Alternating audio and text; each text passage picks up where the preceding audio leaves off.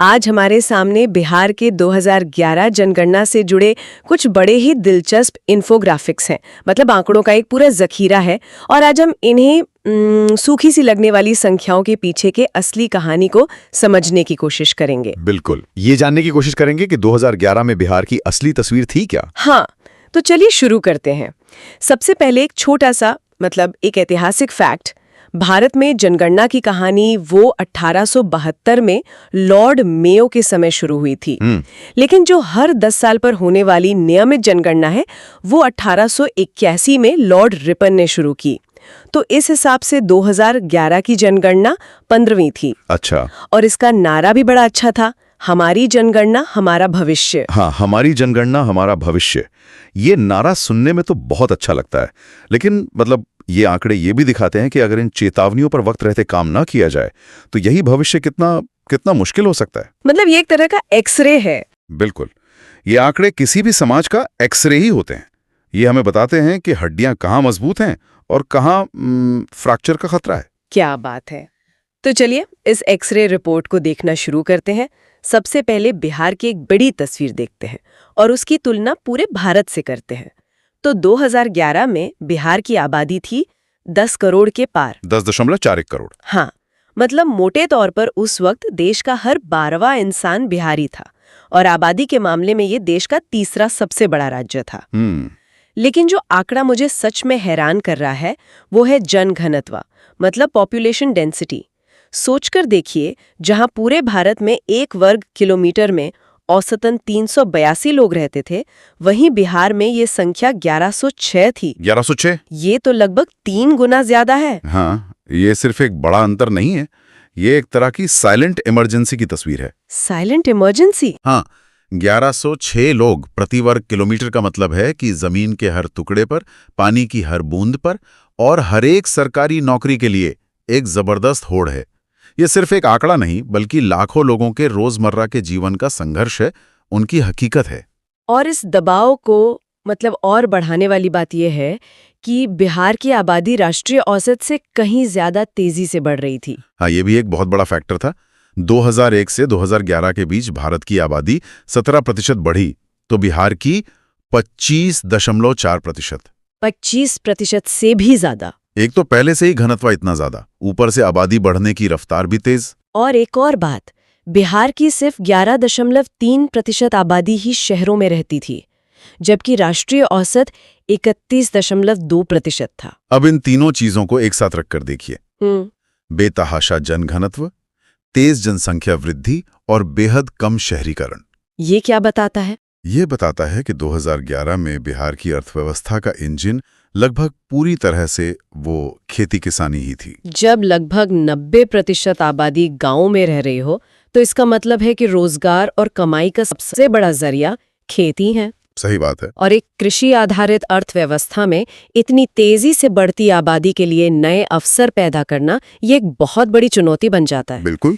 2011 में बिहार की लगभग 9 करोड़ की आबादी गांव में रह रही थी और शहरीकरण की रफ्तार भी वो सिर्फ 0.8% बढ़ी थी।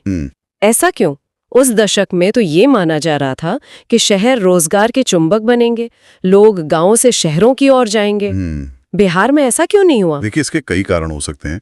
एक तो ये कि शायद राज्य के भीतर जो शहर थे उनमें उतने रोजगार पैदा ही नहीं हो रहे थे कि वे बड़ी संख्या में ग्रामीण आबादी को खींच सकें। अच्छा। पटना, गया, मुजफ्फरपुर जैसे कुछ केंद्रों को छोड़ दें तो नए शहरी केंद्र विकसित नहीं हो पा रहे थे। और दूसरा ये भी हो सकता है कि पलायन राज्य के भीतर होने के बजाय सीधे दिल्ली, मुंबई या सूरत जैसे बड़े महानगरों की ओर हो रहा हो। अच्छा, तो लोग राज्य के अंदर के शहरों में नहीं बल्कि सीधे बाहर जा रहे थे। शायद ये आंकड़े हमें ये सोचने पर मजबूर करते हैं कि विकास का जो शहरी मॉडल था वो बिहार में उस वक्त क्यों प्रभावी नहीं था। ठीक है, तो राज्य स्तर पर तस्वीर दबाव और चुनौतियों की है, पर क्या पूरे बिहार में यही हाल था? अब जरा जिलों की कहानी देखते हैं। आबादी के मामले में तो जाहिर है राजधानी पटना सबसे आगे थी, लगभग 58 लाख।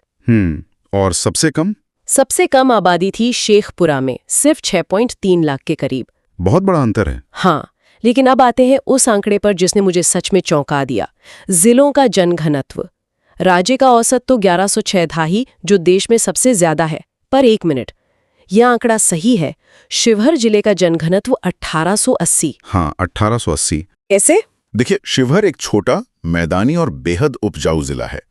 वहां जमीन पर इतना दबाव है कि शायद लोगों के पास बहुत छोटे छोटे खेत हों, घर बहुत पास पास हों, और पानी बिजली जैसी सुविधाओं पर आबादी का बोझ बहुत ज्यादा हो। बिल्कुल। हाँ। दूसरी तरफ सबसे कम घनत्व वाला जिला है कैमूर, सिर्फ 488। 488 मतलब शिवहर का लगभग 1/4। हाँ, ऐसा इसलिए क्योंकि कैमूर का एक बड़ा हिस्सा पहाड़ी और जंगलों वाला है, जहां खेती करना या बसना मुश्किल है। तो ये दो जिले बिहार की दो अलग अलग हकीकतों को दिखाते हैं। अच्छा, मतलब एक तरफ उपजाऊ मैदानों पर आबादी का अत्यधिक बोझ और दूसरी तरफ भौगोलिक रूप से चुनौतीपूर्ण इलाके। बिल्कुल। जमीन और संसाधनों पर इस तरह का दबाव यकीनन सामाजिक विकास पर भी असर डालता होगा। चलिए, अब शिक्षा के आंकड़ों को देखते हैं। 2011 में बिहार की साक्षरता दर 61.8% थी, जो राष्ट्रीय औसत 73% से काफी कम थी। काफी कम। लेकिन यहाँ भी जिलों की कहानी अलग है। एक तरफ रोहतास है, जहाँ साक्षरता दर 73.37% थी। ये तो लगभग राष्ट्रीय औसत के बराबर है। हाँ, ये एक बहुत ही सकारात्मक और दिलचस्प बात है। रोहतास का प्रदर्शन ये दिखाता है कि बिहार के भीतर ही सफलता की कहानियां मौजूद हैं। यह हमें सवाल पूछने पर मजबूर करता है कि रोहतास में ऐसा क्या सही हो रहा था जो शायद दूसरे जिलों में नहीं हो रहा था। सही बात है। क्या वहाँ स्कूलों का नेटवर्क बेहतर था या कोई सामाजिक जागरूकता अभियान ज्यादा सफल रहा? रोहतास एक उम्मीद की तरह नजर आता है। लेकिन इस उम्मीद पर एक स्याह बादल भी है। सबसे कम साक्षरता वाला जिला था पूर्णिया, सिर्फ 51.08%। 50% से बस थोड़ा ज्यादा। और ये खाए तब और गहरी हो जाती है जब हम सिर्फ महिला साक्षरता की बात करते हैं। पूरे राज्य का औसत ही सिर्फ 51.5% था। सोचिए, 2011 में बिहार की आधी महिलाएं अपना नाम तक नहीं लिख सकती थीं। और सहरसा जैसे जिलों में तो यह आंकड़ा 42% से भी नीचे था। महिला साक्षरता का कम होना सिर्फ एक शैक्षिक आंकड़ा नहीं है, ये पूरे समाज के स्वास्थ्य का इंडिकेटर है। मतलब इसका सीधा असर परिवार के स्वास्थ्य, बच्चों की परवरिश, आर्थिक आत्मनिर्भरता और सामाजिक कुरीतियों पर पड़ता है। जब किसी समाज में महिलाएं पीछे छूट जाती हैं, तो वो समाज अपनी आधी ताकत से ही आगे बढ़ने की कोशिश कर रहा होता है। सही बात है। सहरसा का 41.68% का आंकड़ा एक बहुत बड़ी चेतावनी है। हमने शिक्षा की बात की जो समाज की सोच को दर्शाती है। चलिए अब एक और ऐसे ही पैमाने को देखते हैं जो समाज के स्वास्थ्य का आईना है, मतलब राज्य में महिलाओं की स्थिति। और इसका सबसे बड़ा इंडिकेटर है लिंगानुपात, सेक्स रेशो। हाँ, यानी प्रति 1000 पुरुषों पर कितनी महिलाएं हैं। बिहार का औसत 918 था, जो राष्ट्रीय औसत 943 से कम था। ये भी चिंता की बात है।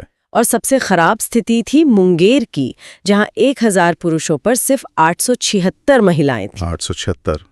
लेकिन एक मिनट, इन सब चुनौतीपूर्ण आंकड़ों के बीच ये क्या है? गोपालगंज का लिंगानुपात 1021। 1021। हाँ, यानी 1000 पुरुषों पर 1021 महिलाएं। ये तो सिर्फ बिहार में ही नहीं बल्कि देश के कई हिस्सों से बेहतर है। ये असाधारण है। ये कैसे हुआ? गोपालगंज का क्या राज है? गोपालगंज का यह आंकड़ा असाधारण है और समाजशास्त्रियों के लिए एक केस स्टडी की तरह है। इसके पीछे देखिए 2 मुख्य वजह हो सकती हैं। एक, और जो सबसे सकारात्मक वजह है, वो ये कि वहां का सामाजिक ताना बाना बेटियों के लिए ज्यादा सम्मानजनक हो। अच्छा, कन्या भ्रूण हत्या जैसी कुरीतियां कम हो। और दूसरी वजह थोड़ी जटिल है। वो क्या? बड़े पैमाने पर पुरुषों का रोजगार के लिए दूसरे राज्यों में पलायन कर जाना। ओह, जब पुरुष बाहर चले जाते हैं तो पीछे जिले में महिलाएं, बच्चे और बुजुर्ग रह जाते हैं, जिससे लिंगानुपात महिलाओं के पक्ष में दिखने लगता है। ये भी एक एंगल है। असल वजह क्या है, ये तो गहरी जांच का विषय है। लेकिन ये आंकड़ा मुंगेर की निराशाजनक तस्वीर के सामने एक बिल्कुल अलग कहानी पेश करता है। ये सचमुच हैरान करने वाला है। चलिए अब जरा राज्य के सामाजिक ताने-बाने को देखते हैं। आंकड़ों के मुताबिक 2011 में बिहार की 15.9% आबादी अनुसूचित जाति SC की थी। लेकिन इसका वितरण भी एक समान नहीं है। गया जिले में ये आबादी 30% से भी ज्यादा थी। 30% से ज्यादा? हाँ, मतलब वहाँ का लगभग हर तीसरा व्यक्ति अनुसूचित जाति से था। गया में इतनी बड़ी आबादी का होना कोई संयोग नहीं है। ये उस क्षेत्र के सदियों पुराने सामाजिक और ऐतिहासिक समीकरणों को दिखाता है। अच्छा। ये भूमि सुधारों के इतिहास, जमींदारी प्रथा और उन समुदायों के भौगोलिक बसाओं की कहानी कहता है, जो शायद पीढ़ियों से उसी जमीन पर रहते आए हैं। यह आंकड़ा हमें याद दिलाता है कि जमीन और जाति का समीकरण बिहार की राजनीति और समाज को समझने के लिए कितना जरूरी है। और अनुसूचित जनजाति एसटी आबादी वो राज्य में सिर्फ 1.3% थी, जो ज्यादातर पश्चिमी चंपारण के जंगली इलाकों में केंद्रित थी। ठीक है, अब एक आखिरी आंकड़े पर आते हैं, दशकीय जनसंख्या वृद्धि। पूरे राज्य की औसत वृद्धि दर 25.42% थी, लेकिन जिलों में यहाँ भी जबरदस्त फर्क है। सबसे तेजी से आबादी बढ़ी मधेपुरा में 31% से भी ज्यादा की रफ्तार से। बहुत ज्यादा है ये। और सबसे धीमी वृद्धि दर गोपालगंज में दर्ज की गई 19.02%। गोपालगंज, अरे वाह, यहाँ तो एक कनेक्शन दिख रहा है। क्या? जिस गोपालगंज का लिंगानुपात पूरे राज्य में सबसे अच्छा है, उसी गोपालगंज की जनसंख्या वृद्धि दर पूरे राज्य में सबसे कम है। क्या ये सिर्फ एक इत्तेफाक है? ये इस पूरी चर्चा का शायद सबसे आकर्षक और महत्वपूर्ण कनेक्शन है। अच्छा। इसके महज इत्तेफाक होने की संभावना बहुत कम है। ये एक मजबूत संकेत है कि महिलाओं की बेहतर स्थिति, उनकी बेहतर सामाजिक हैसियत और जनसंख्या स्थिरीकरण के बीच एक गहरा और सीधा संबंध हो सकता है।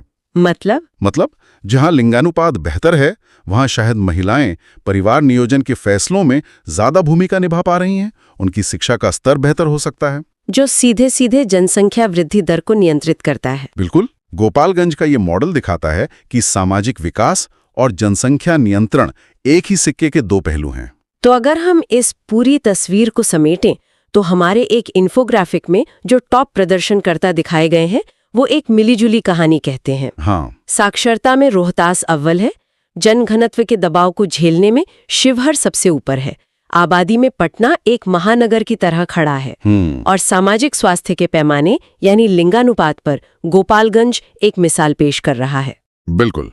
ये सारांश इस बात को साफ करता है कि बिहार एक मोनोलिथिक यानी एक रूप राज्य नहीं है। इसके भीतर कई बिहार बसते हैं। हाँ, विरोधाभासों से भरे, जटिलताओं से भरे। कोई जिला एक पैमाने पर आगे है तो दूसरा किसी और पैमाने पर। और इसीलिए विकास की कोई एक जादुई छड़ी पूरे राज्य पर काम नहीं कर सकती। हर जिले की अपनी चुनौती है और अपनी ही ताकत। तो इस गहरी और दिलचस्प चर्चा का सार यही है कि 2011 में बिहार एक विशाल आबादी, जमीन पर अत्यधिक दबाव और मुख्य रूप से एक ग्रामीण समाज वाला राज्य था। सही। शिक्षा और लिंगानुपात जैसे पैमानों पर गंभीर चुनौतियां थीं, लेकिन रोहतास की शैक्षिक सफलता और गोपालगंज का सामाजिक संतुलन ये भी दिखाते हैं कि राज्य के भीतर ही उम्मीद और समाधान के बीज मौजूद थे। एकदम सही। और मैं इस चर्चा को एक विचारणीय प्रश्न के साथ समाप्त करना चाहूंगा। जरूर। ये सभी आंकड़े 2011 के हैं। आज हम 2026 में हैं। इन आंकड़ों और हमारे बीच 15 साल का फासला है। हमने देखा कि बिहार की दशकीय वृद्धि दर 25% से ज्यादा थी। तो असली सवाल ये है कि इन 15 सालों में बिहार की तस्वीर कितनी बदली है। हाँ, ये सोचने वाली बात है। क्या शिवहर का जनघनत्व अब 2000 पार कर गया होगा? क्या शहरीकरण की धीमी गाड़ी ने रफ्तार पकड़ी है? और सबसे जरूरी सवाल, आज की तारीख में महिला साक्षरता की कहानी क्या कहती है? और क्या गोपालगंज की कहानी सिर्फ एक अपवाद बनकर रह गई, या उसने दूसरे जिलों को भी प्रेरित किया? इन सवालों के जवाब हमें अगली जनगणना में मिलेंगे। लेकिन 2011 की ये रिपोर्ट हमें बिहार की यात्रा का वो शुरुआती बिंदु दिखाती है जहां से भविष्य ने करवट लेनी थी।